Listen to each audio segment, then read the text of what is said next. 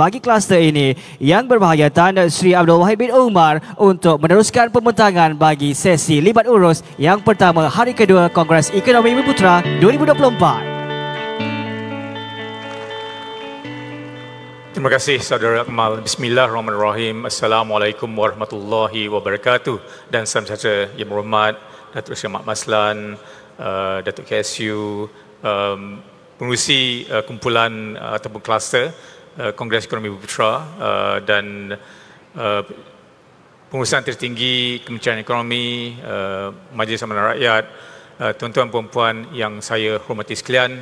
Pertama sekali saya ingin mengucapkan tahniah kepada MARA atas sambutan ulang tahun yang ke-58 pada hari ini. Sebagai seorang anak MARA sejak saya berumur 13 tahun lagi,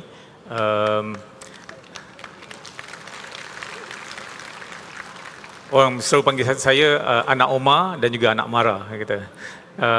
Dan saya memang amat berhutang budi kepada MARA kerana telah memberikan saya peluang untuk belajar di MRSM Seremban. Ramai orang asal di sini.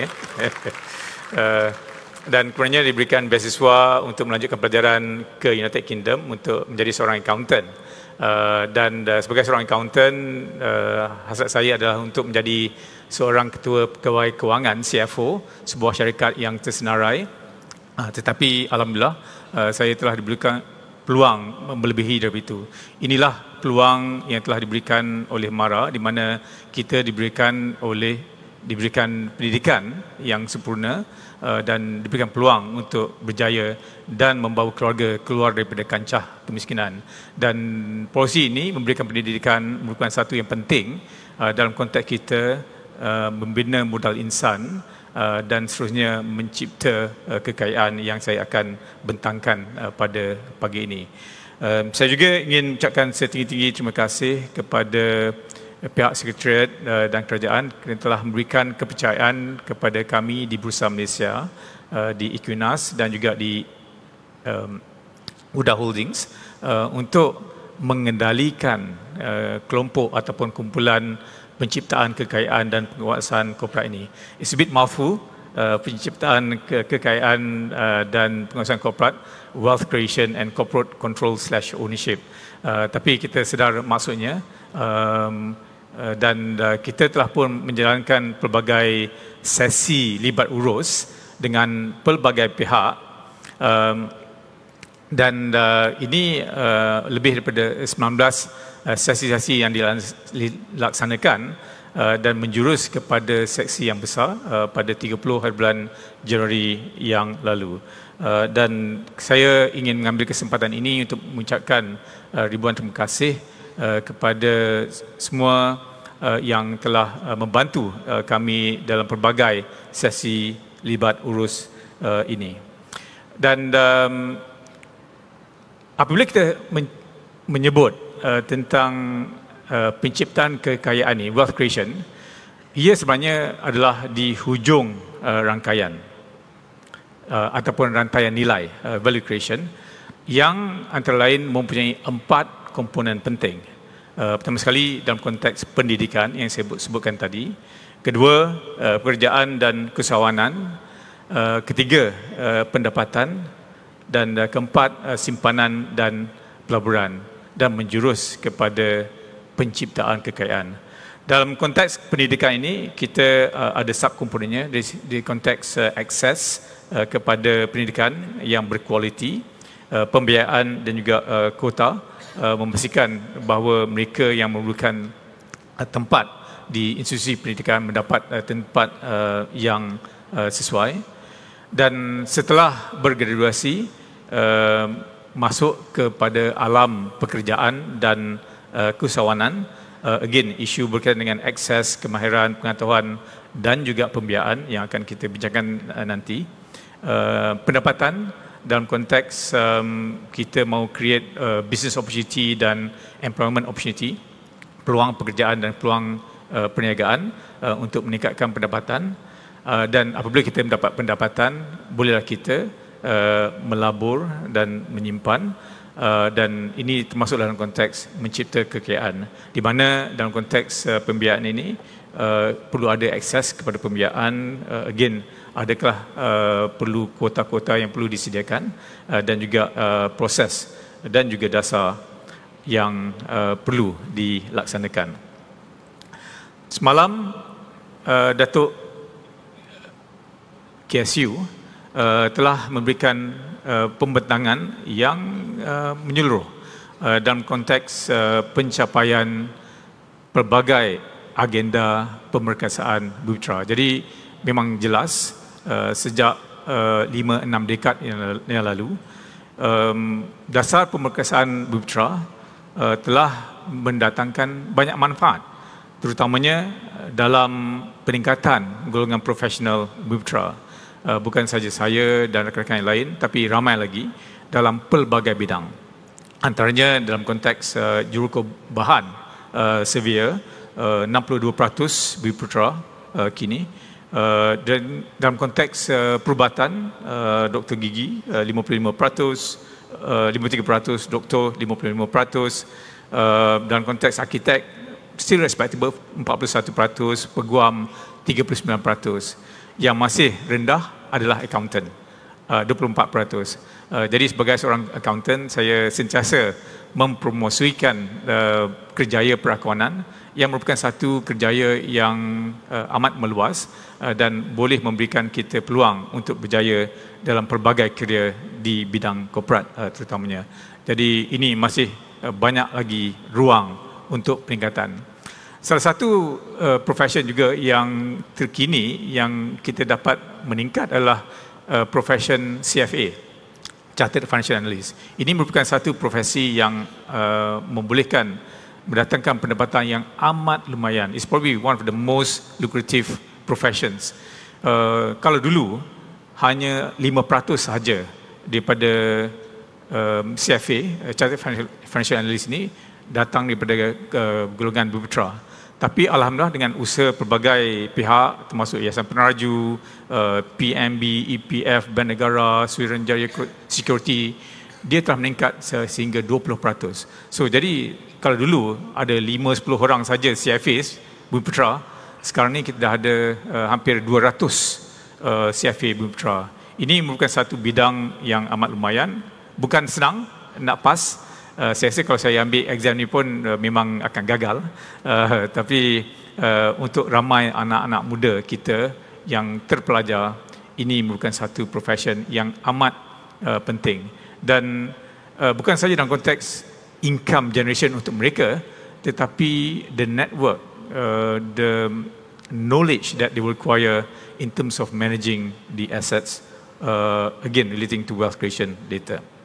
So the summary is that yes,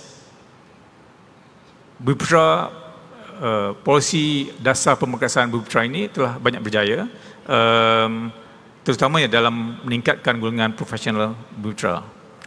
Walau bagaimanapun, pencapaian Bumiputera dari segi pendapatan dan upah masih amat rendah.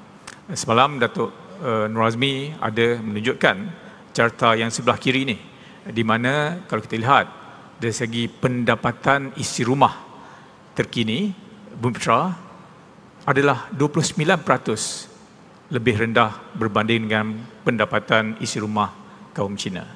Itu dalam konteks isi rumah, di mana ramai isi rumah itu mempunyai lebih daripada satu mereka yang bekerja yang menjana pendapatan. Tapi kalau kita lihat data yang lebih terperinci yang sebelah kanan ini merupakan upah. Upah ni termasuklah gaji dan bonus dan allowance yang diberikan kepada pekerja dalam sektor formal. So dalam Malaysia ini kita mempunyai seramai 16.25 juta pekerja. Alright. Daripada jumlah tersebut, 10 juta lebih merupakan pekerja dalam kalangan rakyat Malaysia. Dan daripada jumlah itu tersebut, 6.7 juta merupakan rakyat Malaysia yang bekerja di sektor formal, maknanya di syarikat, mereka ada gaji, bayar EPF, kontribut kepada SOKSO dan sebagainya.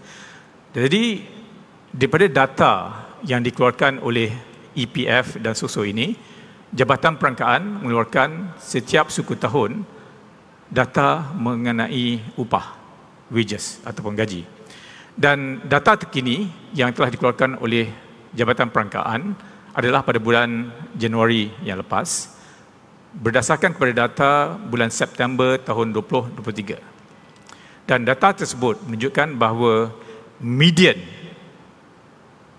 upah ataupun gaji pekerja di sektor formal di Malaysia adalah sebanyak RM2,600 sebulan.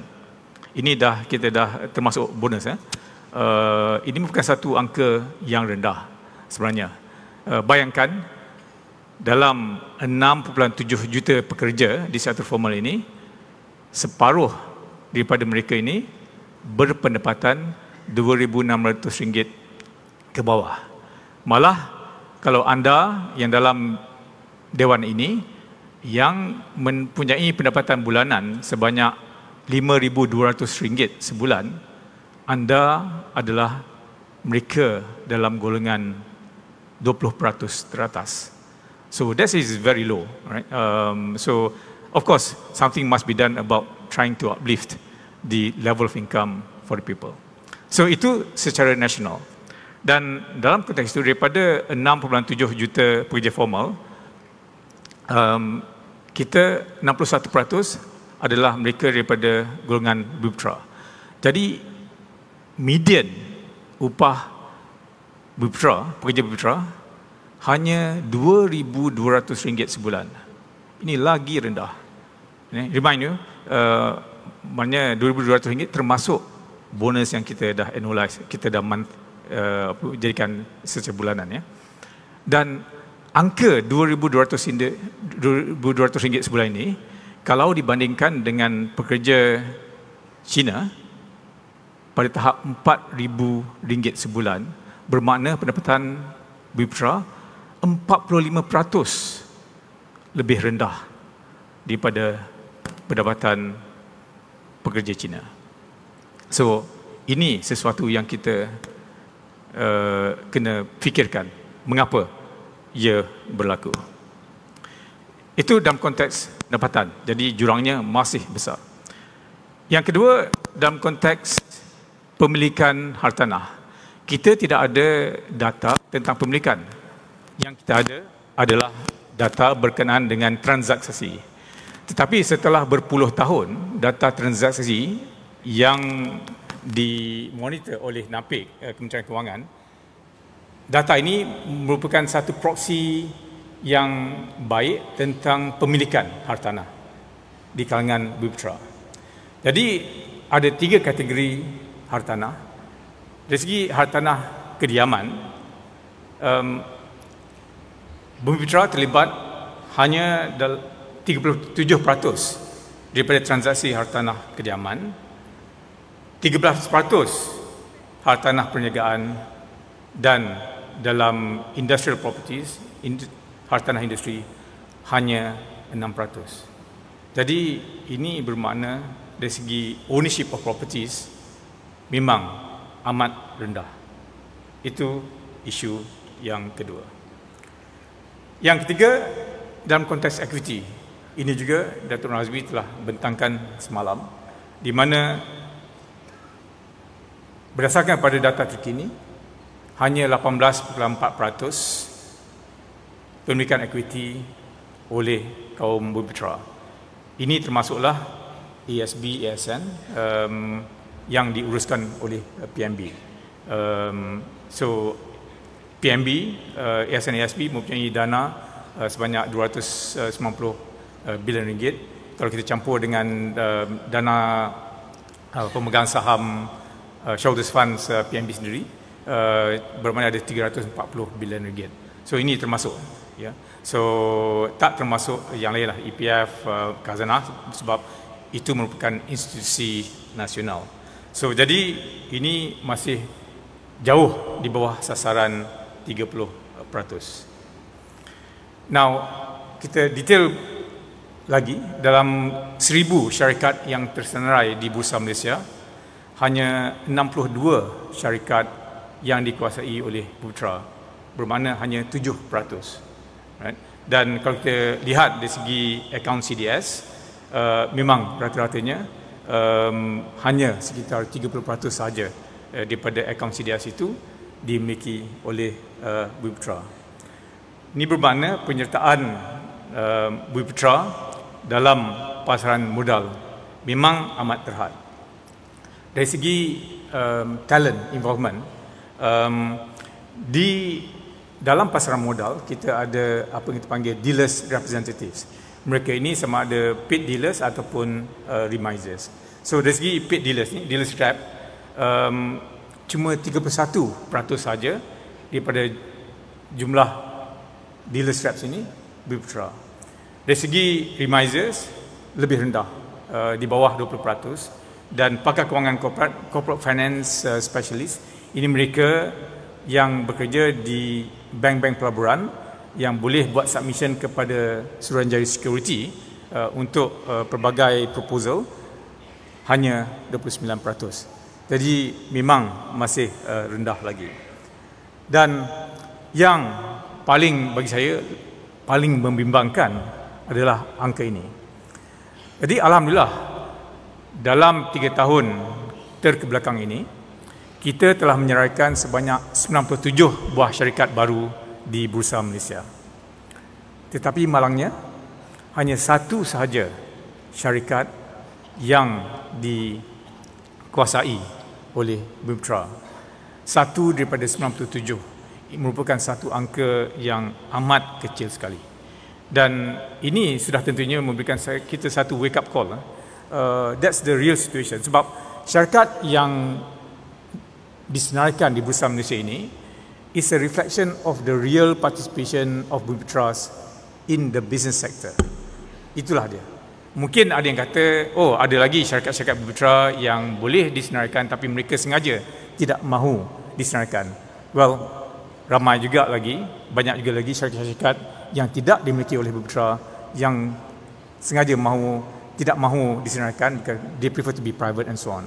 So I think on balance, this is really a reflection of Bumiputera's participation in the economy. Jadi kita perlu bertanya, kalau dah 6 dekad kita laksanakan pelbagai dasar pemerkasaan Bumiputera dan hasilnya pada hari ini tidak mencapai sasaran kita selama ini, kenapa?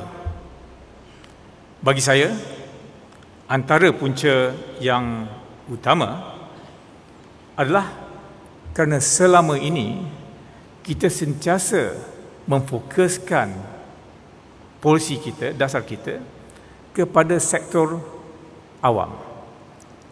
Jadi sektor awam suatu masa dulu mungkin menyumbang separuh daripada ekonomi negara kita. Tetapi masa telah berubah. There's greater private sector participation. Jadi kalau kita lihat dalam konteks ekonomi kita, keluaran dalam negeri kasar kita, GDP kita, yang pada harga semasa at current prices berjumlah sekitar 1.8 trilion ringgit ini, sektor awam menyumbang hanya 17.8% daripada ekonomi kita. Sektor swasta menyumbang 76.2%. Ini bermakna sektor swasta adalah 4.3 kali lebih besar daripada sektor awam. Jadi kalau kita fokuskan polisi kita hanya kepada ekonomi sektor awam, kalaupun kita pastikan 100% daripada ekonomi sektor awam ini pergi kepada kaum Bumiputera, peratusan keseluruhan tak sampai 20%. Right? Jadi adalah penting supaya kita memastikan apa juga usaha kita perlu melibatkan sektor swasta. private investment and private consumption, because it is 4.3 times larger than the public sector investment and consumption. So ini merupakan satu major mind shift yang bagi saya perlu dilaksanakan. Jadi saya juga berpendapat bahawa pelaksanaan dasar pemerkasaan Bumi Putera ini perlu pendekatan yang lebih universal.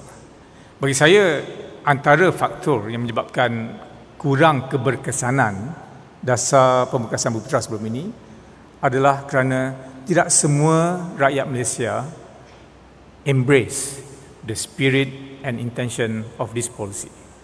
Sebab ada yang merasakan ini merupakan satu dasar eksklusif, bukan inklusif. Walhal hasratnya adalah supaya menjadikan dasar ini lebih inklusif. Jadi adalah penting bagi saya untuk memastikan agar setiap rakyat Malaysia dalam negara kita dan juga masyarakat antarabangsa perlu melihat dasar pemerkasaan Bumi Putera ini dalam konteks yang lebih universal. Apa yang saya masukkan di sini adalah di mana kita sebenarnya embrace the true spirit of diversity, equity and inclusion. Di mana kita mahu memastikan tidak ada mana-mana golongan yang terpinggir daripada perkembangan ekonomi, daripada kemakmuran negara kita. Ini penting. Ini merupakan satu dasar universal, pendekatan universal yang perlu dilaksanakan bukan sahaja oleh Malaysia tetapi di seluruh negara. Jadi kalau kita reframe naratif dasar pemerkasaan Bumi Putera ini bukan semata-mata berdasarkan kepada hak keistimewaan tetapi merupakan sesuatu yang perlu dilaksanakan, is the right thing to do, insya-Allah dia akan mendapat sokongan bukan sahaja dalam kalangan Bumi Putera daripada seluruh rakyat Malaysia, insya-Allah. Yang kedua yang saya sebutkan tadi, perlunya kita pastikan bahawa dasar Bumi Putera ini dikuatkuasakan kepada sektor swasta. Jadi sama ini memang kita sebut public sector, lepas tu kita extend sedikit kepada GLIC dan GLC, tetapi adalah penting supaya kita melebarkannya kepada sektor swasta. Yang saya sebutkan tadi yang merupakan 4 kali ganda lebih besar daripada sektor awam. Yang ketiga, untuk memastikan kita dapat melaksanakan dengan baik dasar ini, ia perlu dilaksanakan berdasarkan kepada keperluan needs based dan juga berdasarkan kepada kelayakan merit based. Bermakna kalau ada dasar-dasar yang mana dia memberikan manfaat kepada golongan Bumi Putera yang sudah pun kaya, itu tidak sesuai. Bermakna it must be based on needs. Based on merit bermakna bukan semua boleh dapat, mereka perlu mempunyai kelayakan yang tertentu untuk membolehkan mereka mendapat peluang yang diberikan itu. Dan yang keempat, ini merupakan satu polisi yang baru yang bagi saya adalah penting, di mana kita menyarankan agar kerajaan mempertimbangkan keperluan untuk memperkenalkan suatu akta peluang saksama, Equitable Opportunity Act, sekiranya polisi yang kita laksanakan tidak mendapat impak yang kita hasratkan. Semalam Tan Sri Nazlan dalam pembentangan beliau ada menunjukkan satu konsep kelainan antara kesamarataan, equal, dan kesaksamaan, equitable. So we are talking about not equal opportunity but equitable opportunity. Kesaksamaan di mana kita mengambil kira handicap ataupun kepincangan yang mungkin ada pada golongan-golongan yang tertentu, termasuklah golongan Bumi Putera yang memerlukan. So ini untuk memastikan bahawa semua rakyat diberi peluang untuk mendapat peluang pekerjaan dan peluang perniagaan yang saksama. Pendekatan universal yang dimaksudkan adalah penerapan konsep kelestarian, sustainability ataupun ESG yang termasuk elemen social equity. Antara langkah-langkah yang kita cadangkan adalah di mana kita perlu menghendaki setiap syarikat melaporkan kepelbagaian lembaga penggarah mereka, pengurusan dan kakitangan eksekutif mereka dalam konteks gender ataupun jantina, generasi, age group dan juga etnik. Sekarang ini kalau kita lihat keperluan pelaporan hanya tertumpu kepada gender dan juga age group. Tidak ada keperluan untuk etnik. Bagi saya sudah sampai masanya kita perlukan syarikat-syarikat korporat untuk melaporkan the ethnic composition of their board, management team and their executive. So when you have this disclosure, then you'll be able to actually monitor and track whether these companies are truly embracing the spirit of diversity, equity and inclusion. Yang kedua adalah penting supaya pelaksanaan dasar equitable opportunity ini perlu berdasarkan kepada keperluan. Jadi kalau boleh, mungkin perkara ini a bit sensitive, tapi kalau kita lihat rakan-rakan saya dari kalangan bukan Bumiputera, ramai daripada mereka yang menyatakan adalah tidak adil sekiranya mereka perlu atau tidak mendapat bantuan hanya kerana mereka bukan Bumiputera. Salah satu polisi yang mendatangkan rasa puas hati di kalangan rakan-rakan saya adalah di mana dasar diskaun hartanah ini diaplikasikan secara pukal, wholesale, menyeluruh, tidak berdasarkan kepada keperluan. Sebagai contoh, kalau saya mahu membeli sebuah banglo bernilai RM2 juta sebagai contoh, saya walaupun ketika itu merupakan ketua pegawai eksekutif kumpulan Maybank, saya mendapat diskaun 5%. Tetapi rakan saya bukan Bumiputera, daripada bank yang satu lagi itu, dia beli hartanah yang sama, banglo yang sama, dia tidak dapat diskaun. Ini merasakan satu rasa tidak puas hati. Apa yang berlaku kadang-kala di mana bukan saja mendatangkan rasa tidak puas hati dan ini mendatangkan kesan kurang komitmen terhadap polisi Bumiputera ini, tetapi terdapat juga pemaju perumahan yang pada surface-nya implement polisi Bumiputera ini, diskaun, tetapi mereka juga sebenarnya memberikan diskaun kepada bukan Bumiputera, tapi secara rebate dan sebagainya. So at the end of the day, you may have a policy which is not enforced, not embraced by people, and therefore the effectiveness is actually not there. So adalah penting kita mengkaji semula polisi-polisi begini yang mungkin tidak sesuai, di mana we have to tweak. Sebagai contoh, kalau property discount ini, mungkin kita boleh enforce-nya pada property yang bernilai di bawah 1 juta. Jadi mana property yang bernilai lebih daripada 1 juta ini, untuk kediaman sebagai contohnya, tidak terpakai untuk Bumiputera. Instead of bagi diskaun itu kepada Bumiputera pembeli yang kaya, kita masukkan elemen diskaun itu ke dalam satu tabung perumahan yang boleh digunakan untuk pembinaan lebih banyak lagi rumah mampu bilik ataupun pembiayaan rumah mampu bilik dan sebagainya. So, jadi it's actually to make sure that whatever policy that we do, will be based on needs as well. Dan yang ketiga, pengenalan dasar peluang saksama dan penguasaan akta dan pelaksanaan. Jadi yang kita sarankan di sini adalah pengenalan polisi dahulu. Dan I think if the policy is effective without the need for any legislation, let's do it. Tapi kalau tak efektif, mungkin kita boleh consider enactment. But to me, let's start with a policy and do it well, do it right, so that everyone will embrace it, insyaAllah. Jadi itulah pendekatan yang bagi saya perlu difikirkan dan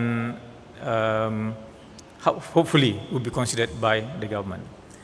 Jadi dalam pelbagai sesi libat urus yang kita telah adakan dan menjurus kepada sesi libat urus utama pada 30 Januari yang lalu, kita telah menerima pelbagai cadangan dalam sesi tersebut. Jadi untuk itu mungkin ada 5 kategori yang telah disenaraikan di sini. Dasar yang lebih progresif, meningkatkan dana, keupayaan dan kebolehan, dan sasaran yang lebih telus, dan juga tentang keperluan data analitik. Pertama, dasar yang lebih progresif, menambah baik dasar berkenaan dengan Bupatra Equity Requirement dalam konteks proses penyeraian. Yang kedua, mengembangkan potensi wakaf hartanah di Malaysia melalui penggunaan konsep istibdal dan penyeragaman pembanjuan tanah. Istibdal ni bermakna jika ada tanah yang tidak sesuai, kita boleh liquidate, dijual, dan hasilnya kita manfaatkan untuk tujuan asal. Jadi ini taklah bermakna kalau tanah itu diwakafkan, kita fokus kepada tanah tersebut sebab mungkin tanah tersebut penggunaannya tidak sesuai, kategorinya ataupun lokasinya tidak sesuai. Jadi there must be that flexibility from that perspective. Kedua, meningkatkan dana, meningkatkan akses kepada pembiayaan dana menggunakan pendekatan alternatif. Sebenarnya dari segi dana yang telah diwujudkan ada pelbagai, banyak dah ada. Cuma kadang-kadang itu the requirement, effectiveness, the outreach is not there. I think we have to start thinking about looking at new approaches. Keempat, penubuhan dana perumahan negara, National Housing Fund, bagi rumah mampu milik. Kelima, meningkatkan pelaburan di dalam sektor hartanah melalui modal REIT. Keenam, perluasan model pembiayaan hartanah melalui kerjasama strategik bersama pihak bank yang menyokong agenda Bupatra. Dan ketujuh, integrasi wakaf dan kewangan Islam bagi memperkasakan wakaf sebagai satu instrumen ekonomi. Jadi wakaf ni merupakan satu instrumen yang amat bermakna penting. Dan ini telah pun dihasratkan oleh Yang Amat Berhormat Timbalan Perdana Menteri semalam untuk antara lainnya mewujudkan satu wakaf sosioekonomi yang dikhususkan untuk pendidikan dan juga kesihatan. Yang ke-8, insentif cukai bagi menggiatkan aktiviti pendidikan dan penguatan R&D dalam kalangan PKS. Ini berkait dengan apa yang Datuk Hafsah bentangkan semalam. Memperkasakan inisiatif kesabaran dan penciptaan kekayaan Bupatra, memartabatkan sosioekonomi Bupatra dengan memanfaatkan potensi aset wakaf. Yang ke-11, meningkatkan penggunaan Tanah Hizib Melayu untuk sosioekonomi ataupun penerusan inisiatif kerajaan. Ini sebenarnya antara lain ada disebutkan oleh Yang Amat Berhormat Perdana Menteri, Timbalan Perdana Menteri semalam. Item ke-12, sasaran yang lebih telus, menetapkan sasaran tambahan sebagai penanda aras selain daripada 30% pemilikan equity untuk mengukur penciptaan kekayaan Bupatra. Ini banyak kita bincangkan di dalam pelbagai sesi libat urus. Adakah perlu kita mewujudkan sasaran-sasaran tertentu yang baru selain daripada 30%? I think that's something which can be undertaken. Dan yang kelima merupakan perlunya menambah baik kajian keselanjaran keperluan perumahan housing needs continuum. Ini merupakan satu proses yang perlu dilaksanakan.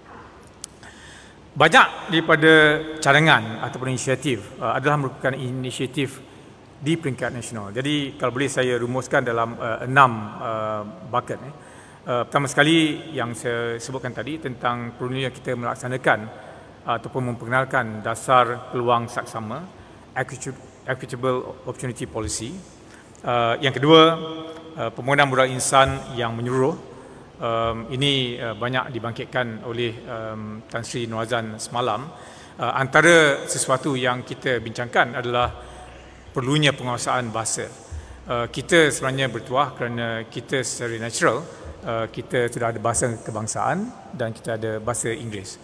Bahasa Inggeris ni penguasaannya masih kurang memuaskan dan perlu dipertingkatkan. Tetapi sesuatu juga yang perlu kita laksanakan bagi saya adalah keperluan kita memperkenalkan bahasa ketiga, a third language, di mana di setiap sekolah sepatutnya setiap murid diperlukan mempelajari bahasa ketiga, tapi bahasa pilihannya terpulang kepada parents dan juga kepada pelajar untuk memilihnya, sama ada bahasa Mandarin, bahasa Tamil ataupun bahasa Arab, bahasa Perancis, bahasa Jepun, bahasa Korea. I think this is actually something which is important. Now, bahasa Mandarin sebenarnya amat penting untuk sebahagian daripada putra menguasainya kerana negara China merupakan rakan perdagangan kita yang terbesar. Secara purata antara 16 hingga 17% daripada dagangan kita adalah dengan negara China. Dan ini dijangka akan meningkat kepada tahap 20% suatu masa nanti, di mana pada ketika itu ekonomi China merupakan ekonomi yang terbesar di dunia dan juga China bakal menjadi sumber pelaburan yang besar di masa akan datang. Jadi kalau kaum Bumiputera tidak ada yang menguasai bahasa Mandarin, kita akan terpinggir daripada peluang perniagaan dengan syarikat-syarikat yang datang daripada negara China. So, I think this is actually a very important factor, not just the Mandarin, but any other languages. Bahasa Arab sebagai contohnya membolehkan kita ada that added advantage to be able to deal with the investors and the business people from the Middle East sebagai contohnya. Yang ketiga adalah pentingnya kita mewujudkan satu tabung pemangkin ataupun catalyst fund untuk meningkatkan prestasi korporat di Malaysia. Ini merupakan satu saranan di peringkat kebangsaan yang telah kita cadangkan, di mana untuk kita memang dah ada EPF, PMB, Khazanah, KUAP dan sebagainya yang melabur dalam pasaran di Malaysia ini. Dan mereka alhamdulillah telah mempertingkatkan shareholder aktivismnya mereka. Tapi bagi kami ada terdapat peluang di mana kalau kita boleh wujudkan sebuah dana antara 2 hingga 5 bilion ringgit, di mana dana ini diuruskan secara profesional dan melabur di dalam syarikat-syarikat yang undervalued dan syarikat-syarikat yang kurang berprestasi dan boleh dan they can become that activist investor. So mereka tidak perlu membeli saham yang besar. They can just buy 1% sebagai contohnya, dan at 1% and backed by the other institutional shareholders, they can start to actually engage with the board and management of these companies that are undervalued or underperforming and making them work harder for the investments. Dan dana ini juga boleh digunakan sebagai pemangkin untuk syarikat-syarikat yang mereka labur di dalam pasaran Bursa Malaysia ini, di mana mereka pastikan syarikat-syarikat ini melaksanakan polisi ataupun dasar peluang saksama. So making sure that the Bumiputra are given equitable opportunity in business and in employment. Yang keempat, mandatory disclosure berkenaan pecahan etnik dalam aspek diversity, equity dan inclusion yang saya sebutkan tadi. Ini belum pernah dimandatkan dan saya rasa sudah sampai masanya kita mandatkan semua syarikat buat disclosure tentang the diversity of the people in their organisation at the board, management and executive level. Yang kelima, meningkatkan dana wakaf tunai dengan skala besar dan disalurkan untuk pembangunan sosioekonomi dan again konsep wakaf ini merupakan satu instrumen yang berpotensi besar yang boleh kita gunakan. Dan keenam, tentang perlunya perubahan satu pengalihan data bersepadu bagi pemilikan aset oleh Bumiputera. Jadi again, this is something which we have discussed. Dan ini merupakan slide saya yang terakhir. Ini juga ada disebut dan disentuh oleh Tan Sri Nur Razlan semalam. Di mana kalau kita lihat dalam konteks negeri-negeri yang terkebelakang dalam Malaysia ini, merupakan negeri-negeri di mana mereka mempunyai peratusan penduduk Bumiputera yang tinggi, sama ada Kelantan, Perlis, Kedah, Terengganu, Sabah sebagai contoh. Dan ini kalau kita lihat dalam konteks GDP per capita, KDNK per capita, memang rendah. Dan dalam konteks peruntukan kerajaan persekutuan kepada negeri-negeri tersebut memang rendah. So Perlis, Kelantan, Terengganu, Kedah, Sabah tinggi, tapi sebab mereka mempunyai populasi yang besar. So apa yang saya sarankan adalah dalam konteks kesaksamaan ini, di mana kita ambil kira untuk negeri-negeri yang masih terpinggir di belakang dalam konteks pembangunan ekonomi, mereka boleh diberikan peruntukan yang lebih besar. Apabila mereka diberikan peruntukan lebih besar, it's the right thing to do in the sense that the majority of the people in these states are also Bumiputera too. Dan secara tidak langsung, ia akan dapat membantu meningkatkan lagi pendapatan Bumiputera dan seterusnya mempertingkatkan lagi pemilikan aset mereka, kekayaan mereka. Sebab kalau pendapatan kecil, bagaimana nak menabung, bagaimana nak invest, melabur dalam hartanah ataupun saham.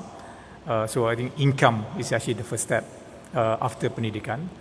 Dan kemudiannya dengan wujudnya peluang-peluang yang lebih saksama, perniagaan, ini akan membolehkan pendapatan Bumiputera dipertingkatkan. Remember, the gap jurang antara Bumiputera dengan Bumiputera 45%, I think itu perlu dirapatkan. Jadi dengan itu bagi saya, insya-Allah kalau kita membuat pendekatan yang baru,